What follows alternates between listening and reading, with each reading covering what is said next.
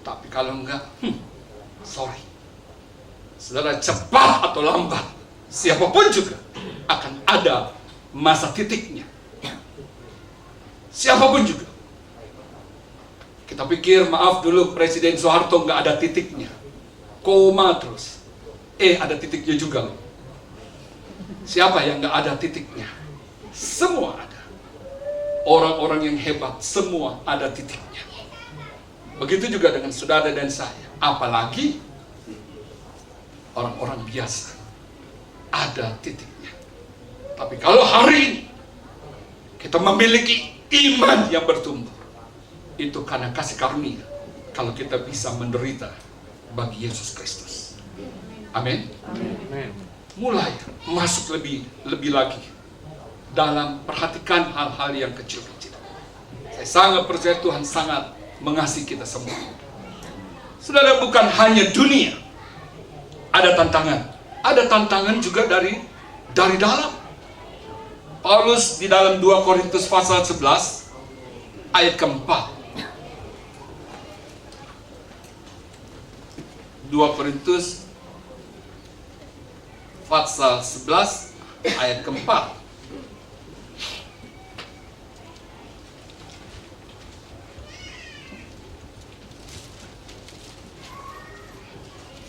Dari orang-orang yang mengaku orang Kristen. 2 Korintus pasal 11 ayat keempat dan ayat ke-13 sampai dengan ke-15. Ayat keempat, sebab kamu sabar saja jika ada seorang datang memberitakan Yesus yang lain daripada yang telah kami beritakan, atau memberikan kepada kamu roh yang lain daripada yang telah kamu terima, atau Injil yang lain daripada yang telah kamu terima. Ayat ke-13 sampai 15. Sebab orang-orang itu adalah rasul-rasul palsu, pekerja-pekerja curang yang menyamar sebagai rasul-rasul Kristus. Hal itu tidak usah mengherankan, sebab iblis pun menyamar sebagai malaikat terang. Jadi bukanlah suatu hal yang ganjil jika pelayan-pelayannya menyamar sebagai pelayan-pelayan kebenaran. Kesudahan mereka akan setimpal dengan perbuatan mereka. Kenapa harus menderita? Agar iman dapat bertumbuh. Waktu saat kita hidup mau sesuai dengan firman Tuhan, itu ada tantangan, baik dari dunia maupun dari dalam orang yang berkata sebagai orang Kristen. Coba uji kebenaran firman Tuhan ini kekal. Jadi waktu saudara mau bertumbuh, hidup sesuai dengan firman Tuhan, itu ada tantangannya. Ya, jadi saudara bisa tahu kenapa harus itu. Waktu saya memberitakan Injil juga kadangkala, misalnya si orang ini dia baru keluarga yang pertama, orang yang pertama yang diselamatkan oleh Tuhan. Karena baru pertama, orang pertama itu biasanya belum ada pengertian-pengertian lebih jauh. Belum ada pengertian yang lebih jauh, membuat dia kalau pergi ke gereja tuh rasa takut-takut. Dia mengalami hal yang tidak enak. Ada pertentangan. Saya pernah beritakan untuk satu orang juga. Dia orang yang bekerja di rumah. Waktu dia pulang, keluarganya marah sekali. Tidak boleh pergi kembali. Saudara, kalau roh Tuhan sudah ada sama orang itu, dilarang pun nggak pakai baju nggak bawa baju sekalipun, dia tetap mau pergi kembali untuk bekerja. Kalau roh Tuhan sudah ada. Tapi kalau roh Tuhan belum ada, jangankan orang yang baru percaya, yang udah percaya aja sama dosa masih suka. Itu yang udah termasuk percaya katanya.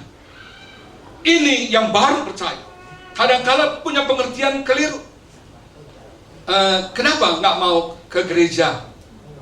Dilarang sama ayah sama ibu. Saya berkata, ayah sama ibu sudah percaya Tuhan? Belum. Justru kamu pergi, datang sama Tuhan, beribadah. Pikiran Tuhannya pasti keserang. Nanti kalau papi maminya, kalau ayah ibunya, ya, orang tuanya sudah meninggal, dia baru dengan bebas bisa pergi ke gereja.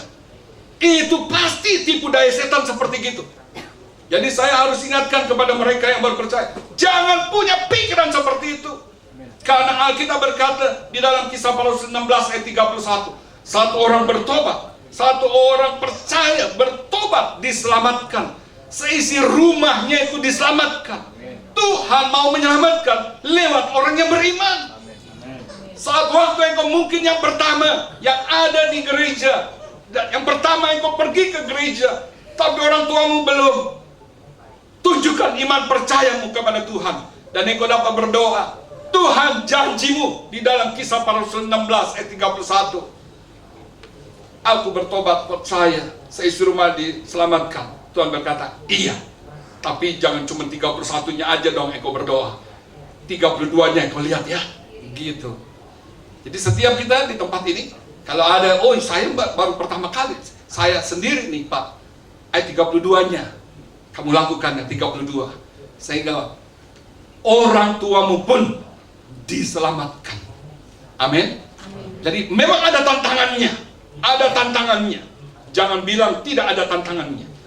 Saudara, saya pernah bersaksi, saya diingatkan lagi gini, waktu saat orang memberi diri dibaptis, ada satu orang, dia baru percaya Tuhan, dan waktu saya beritakan Injil untuk memberi diri dibaptis, itu mata putih, mata hitam itu, dia bisa terbalik jadi mata putih dua-duanya. Mata putih dua-duanya. Dan dia bersuara seperti kakek-kakek. Dia berkata, anak ini tidak boleh dibaptis, karena dia sudah milik saya 200 tahun yang lalu. Saya bersaksi benar. Saya berkata, dalam nama Yesus Kristus, Yesus sudah mati 2000 tahun yang lalu bagi anak ini. Lepaskan dalam nama Tuhan Yesus Kristus. Terus dia berkata gini, kamu tidak bisa usir saya. Iman kamu tidak sebesar gunung. Dia berkata seperti itu. Dia, iblis itu tukang tipu, tahu kan? Saudara, maka itu kalau nggak tahu ayat, kita bisa kalah lawan si iblis. Benar-benar. Adam sama Hawa. Kenapa ular datang kepada Hawa, nggak datang kepada Adam? Saudara pasti pernah dengar itu, dan saudara pasti tahu, karena saya suka bertanya tentang yang satu itu. Kenapa ularnya datang kepada si Hawa, nggak datang kepada Adam? Nanti kalau belum tahu, ada kom, nanti tanya sama guru-guru kom. Ya, nanti kan tanggal berapa ada dimulai komnya. Saudara boleh tanya, kenapa ularnya datang kepada si Hawa, kenapa nggak datang kepada si Adam? Kalau kita memiliki iman sebesar biji sesawi, kita dapat berkata kepada gunung itu, pindah, dia akan pindah. Nah, iblis ini dia tipu, selalu dia tipu, Yang tidak sesuai sama Alkitab, saudara lakukan, itu saudara sedang bukan mengikut Tuhan. Ini maaf. Jadi setiap kita harus menguji, kita ikut Tuhan enggak? Menderita enggak ikut Tuhan ya? Kalau nggak menderita, seorang hamba Tuhan pernah berkata gini, kalau kamu melayani dan kamu enjoy aja, nggak ada tantangan, saya khawatir engkau nggak melayani Tuhan. Hamba Tuhan itu pernah berkata seperti itu. Sebab orang yang melayani Yesus Kristus itu pasti ditentang. Tuh nggak ada yang amin lagi sih. Benar apa nggak sih kira-kira? Kalau belum saudara mengalami hal itu, coba masuk lebih jauh lagi sampai ngalamin. Benar, pasti ditentang. Pasti ditentang. Yesus waktu datang ke dalam dunia ini, padahal dia juru selamat, semua menentang. Sampai hari ini saya lihat mereka berdoa bukan kepada Yesus, kepada tembok di sana, goyang-goyang gitu. Benar. Sampai hari ini masih ada. Dan sampai hari ini kita tetap berdoa, belas kasihan Tuhan, belas kasihan Tuhan. Tapi Tuhan berkata gini, bagaimana mereka bisa berseru kepadaku kalau mereka tidak percaya kepadaku? Bagaimana mereka bisa percaya kepadaku kalau mereka tidak pernah mendengar tentang aku? Bagaimana mereka bisa mendengar tentang aku kalau tidak ada yang memberitakannya? Bagaimana mereka memberitakannya kalau mereka tidak diutus? Sekarang saya bertanya sebentar, siapa di sini utusan-utusan Kristus? Ayo, ada yang angkat, ada yang enggak loh, ya kan? Nekat aja deh, saya Tuhan, ini utusan engkau. Nekat aja dulu, itu poin paling mantap itu. Oke, gitu. Untuk supaya agar iman kita bertumbuh ya. Waktu kita mau hidup sesuai dengan firman Tuhan, ingat, engkau pasti dikucilkan, pasti dicemooh, mungkin disingkirkan. Saudara mungkin pernah dengar, nggak dapat warisan lagi. Seorang hamba Tuhan pernah berkata, namanya dihapus, dicoret, nggak dapat warisan lagi karena dia percaya kepada Yesus Kristus. Oh, ada resiko-resikonya di dalam hal mengiring kepada Tuhan. Kita pikir mah enak ikut Tuhan, padahal memang sangat enak. Tuh, ada yang amin. Bagi daging, kita mau ikut Yesus dengan cara daging, tidak mungkin bisa. Harus dengan roh. Sehingga apapun yang engkau lakukan akan bersuka cita. Tapi kalau dengan daging, engkau pasti bersungut-sungut. Belum apa-apa, baru ada FA. Nanti ada pertemuan apa lagi tuh? Ada pertemuan doa. Ada pertemuan doa, ada ini lagi. Ada ini lagi. Kalau dengan daging, you pasti capek. You pasti capek. Anak saya, dia bilang, memang kita perlu istirahat juga ya Pi. Saya 2-3 hari orang-orang songkran jalan-jalan kirim-kirim itu, saya disuruh istirahat, diem aja di ranjang. Saya bingung, istri saya bisa tatonya orang-orang pada tahu. Padahal saya nggak suruh kasih tahu, diem aja. Nikmatin aja, pasti ada guru besar datang untuk ajarin ada sesuatu lagi. Ya, ini keringat nih, ruang AC, ini keringat dingin. Kalau dijilat gitu, tawar. Kan biasa keringat itu kan asin loh. Ini tawar. Sejak saya bertobat, ini maaf, nggak pernah sakit bisa tahan dari 1 hari. Saya bersaksi nih, bukan dibuat-buat, ini benar. Di Jakarta tuh, saya naik sepeda motor pelayan, jalan 1 kali. Terus ditabrak sama mobil Kijang. Si Robert segini gemuk, ya jatuh seperti karung beras lah. Saudara pasti ketawa kalau bilang si Robert karung beras. Jatuh, bang, gitu. Apa yang ada dalam pikiran si Robert ini? Tuhan, selesai ya tugas si Robert. Gitu kan?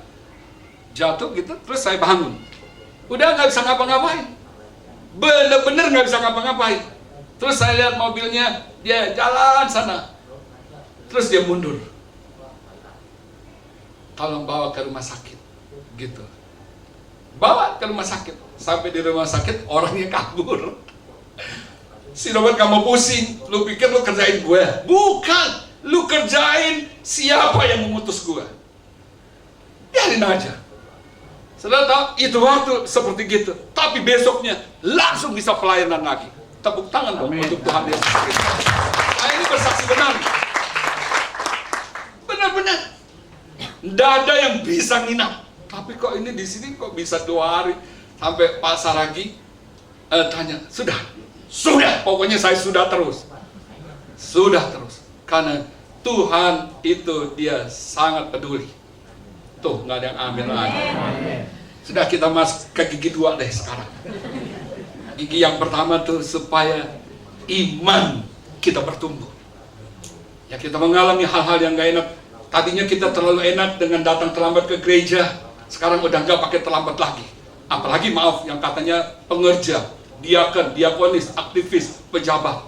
Itu jadi teladan di dalam perkataan, tingkah laku, kasih, kesetiaan, dan kesucian. Itu harus jadi teladan.